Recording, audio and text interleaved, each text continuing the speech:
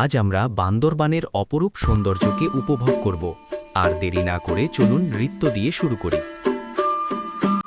যেখানে সাঙ্গু নদীর বাঁকে বাঁকে লুকিয়ে আছে হাজার বছরের পুরনো ইতিহাস।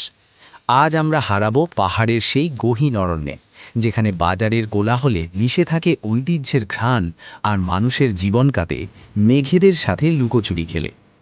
আপনারা দেখেন জানা অজানা ইউটিউব চ্যানেল। আজ আমরা দেখব বান্দরবানের সেই ঐতিহ্যবাহী রূপ।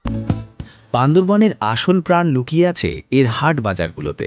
সপ্তাহের নির্দিষ্ট দিনে যখন দূর দূরান্তের দুর্গম পাহাড় থেকে ম্রো, মারমা আর ত্রিপুরা আদিবাসীরা তাদের পসরা নিয়ে নামে, তখন বাজারগুলো হয়ে ওঠে এক একটি জীবন্ত ক্যানভাস। এখানে আপনি পাবেন হাতে বোনা রঙিন থামি, জুমের মিষ্টি পাহাড়ি ফল আর অদ্ভুত সব বনৌষধি। পাহাড়ের এই মানুষেরা তাদের কষ্টের ফসল নিয়ে মাইলের পর মাইল পায়ে হেঁটে বাজারে আসে। তাদের সরল হাসি আর বিচিত্র ভাষার গুঞ্জন আপনাকে অন্য এক পৃথিবীতে নিয়ে যাবে। বান্দরবনের জীবন সাঙ্গু নদী ছাড়া অচল। নদীর ঘাটগুলো যেন এই জনপদের মিলন মেলা। ইঞ্জিন চালিত নৌকায় করে মানুষ যখন পাহাড়ের গভীর থেকে বাজারে আসে, তখন নদীর দুই ধারের বিশাল পাহাড় আর পাথুরে তীর আপনাকে মুগ্ধ করবে।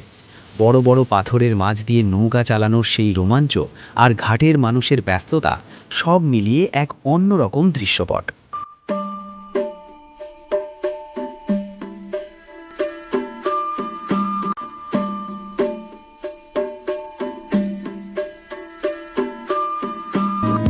পাহাড়ের চূড়ায় বাঁশ আর কাঠ দিয়ে তৈরি মাচাং ঘর পাহাড়িদের ঐতিহ্যের প্রতীক। এই ঘরের নিচে তারা গবাদি পশু রাখে আর ওপরে নিজেরা বাস করে।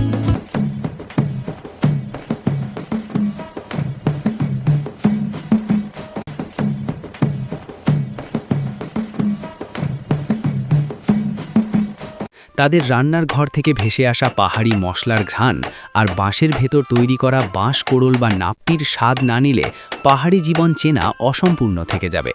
তারা আজও তাদের প্রাচীন রীতিনীতি আর উৎসবগুলোকে পরম মমতায় আগলে রাখেন।